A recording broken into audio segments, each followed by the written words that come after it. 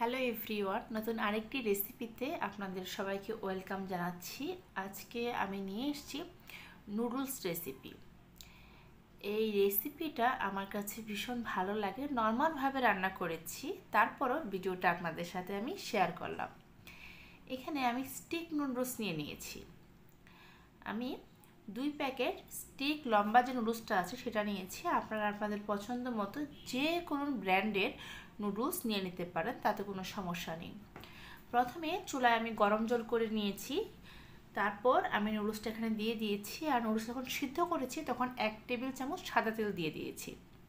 তাতে করে কিন্তু নুডলসটা একদম ঝরঝরে হবে, অর্থাৎ একটার গায়ে একটা লেগে যাবে না।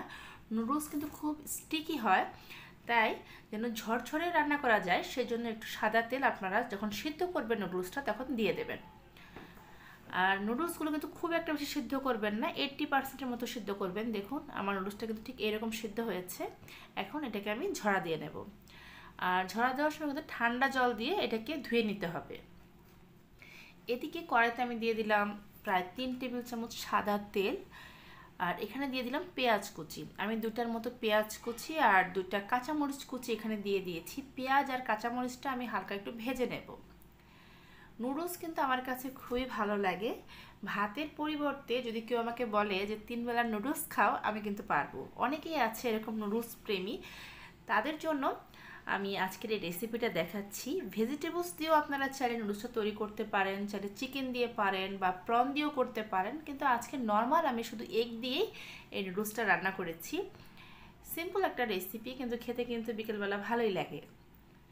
পেঁয়াজ আর মরিচটা আমি হালকা একটু ভেজে নিয়েছি। দেখুন এটাকে কিন্তু একটু সোনালি করেই ভাজতে হবে, আবার দেখবেন যেন কালো না হয়ে যায়।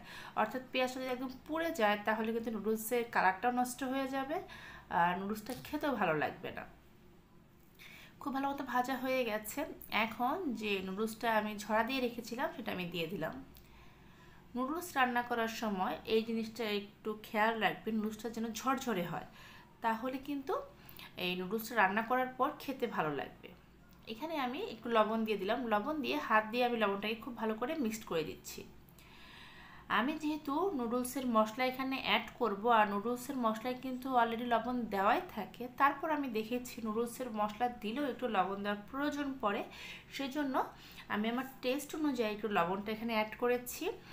আপনারা এটা আপনাদের টেস্ট অনুযায়ী লবণটা দিয়ে নেবেন। এখন লবণ দিয়ে কিন্তু খুব ভালো করে মিক্সড করে দিচ্ছি। এইভাবে চামচ দিয়ে খুব ভালো করে মিক্সড করে দেবেন।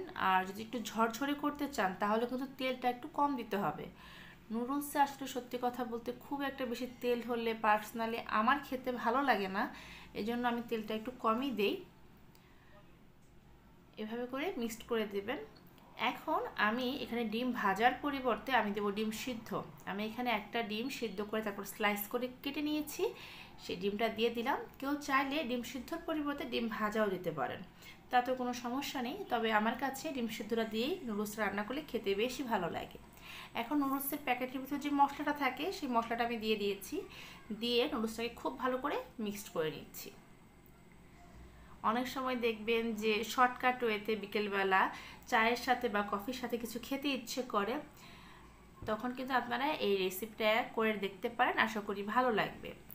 সবসময় তো হাতের কাছে সবজি থাকেও না, বা সবজি দিয়ে রান্না করতে গেলে বা চিকেন দিয়ে রান্না করতে গেলে সময় অনেকটা লাগে, কিন্তু আপনারা এইভাবে অল্প সময়ের মধ্যেই ডিম দিয়ে একটা এগ নুডলস তৈরি করে নিতে পারেন। বাচ্চা থেকে বড় সবাই পছন্দ করবে। ফিরবার একটা নতুন রেসিপি নিয়ে, সেই পর্যন্ত সবাই ভালো থাকবেন। ভিডিওটি দেখার জন্য ধন্যবাদ।